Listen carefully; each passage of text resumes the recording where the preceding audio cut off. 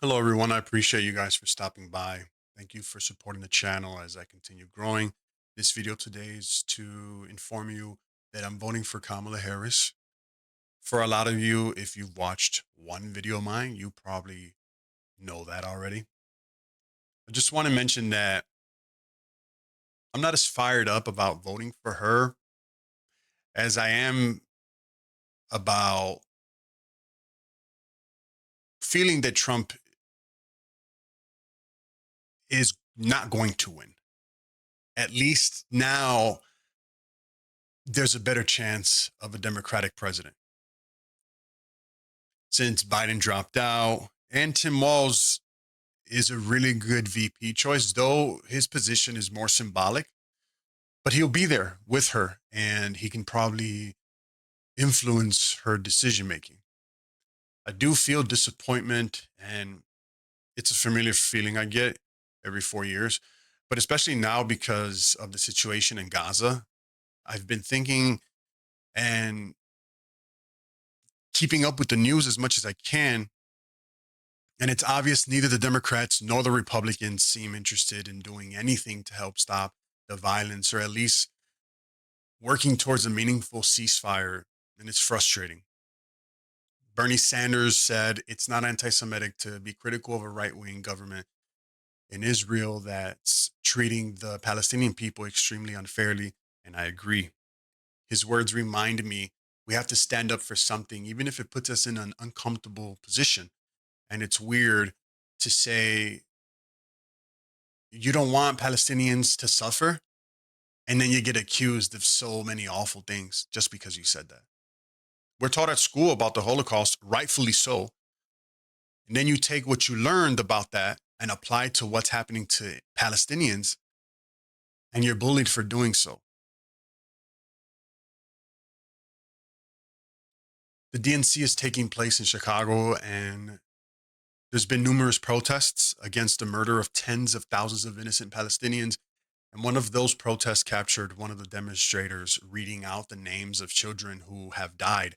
And many DNC attendees walked past the protesters. They were physically covering their ears, displaying their unwillingness to wrestle with the answer of how to stop what's going on, the troubling aspects of our policies and actions that help make this possible. I found the DNC to be entertaining.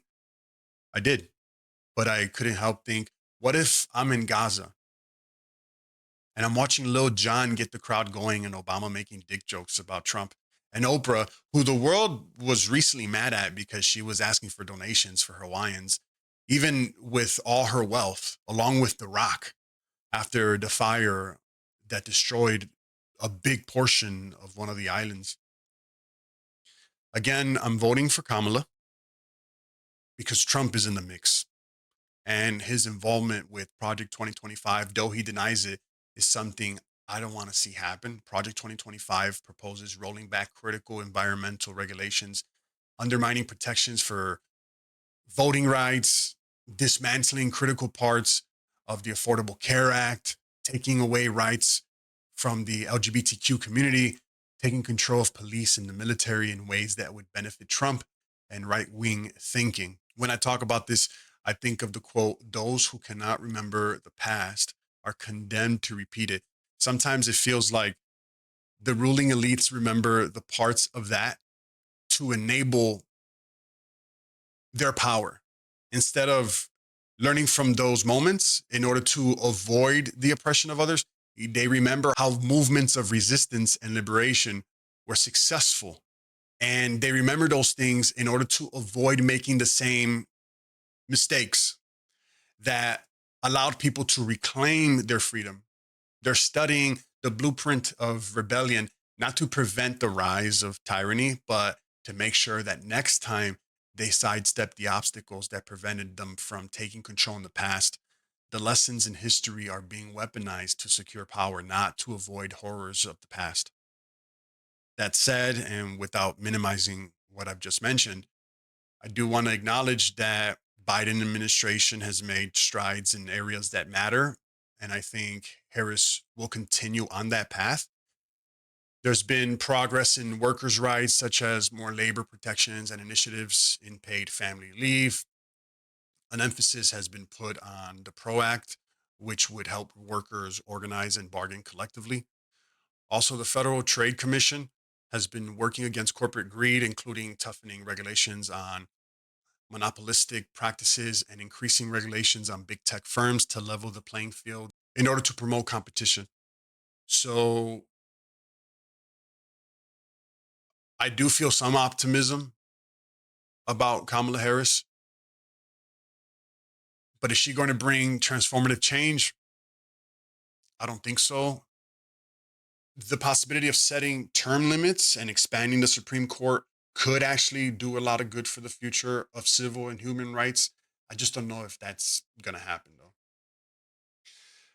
Now, allowing Trump back into the office, especially with Project 2025 in play, would produce some of the worst possible scenarios for our country. And you can tell me, well, Trump already said he doesn't support Project 2025. I don't believe Trump. I believe his supporters do. And many have made it clear that they're okay with Project 2025, though most of them haven't read it. This election, like most, won't bring everything we want, but as Plato once said, the price of apathy towards public affairs is to be ruled by evil men. So I'm pushing forward and I'll keep holding our leaders accountable no matter who they are. This is where our power resides. We may not have the best choices in front of us, but we still have choices. And that means we still have a say in our future. With that said, I appreciate everyone that has subscribed to my channel. The content I'm producing so far is political, but I'm still working on what I'm going to do. Ultimately, I'm just a guy. I work, I cook at home, I go to the gym. I love sitting on my couch and reading, playing video games. And I don't necessarily want to be political. I don't. I'd rather just have a good time hanging out. But when I see things happening that undermine our Constitution, human rights, civil liberties, the least I can do is share my opinion with you. I'm not a threat to anyone, guys. I'm at home, just chilling. And I just want everyone else to be able to do that too, to be at peace, to not be bothered. I think that's a very American thing to want. I think that's a very human thing to want. And with that said, I appreciate every one of you. Take care.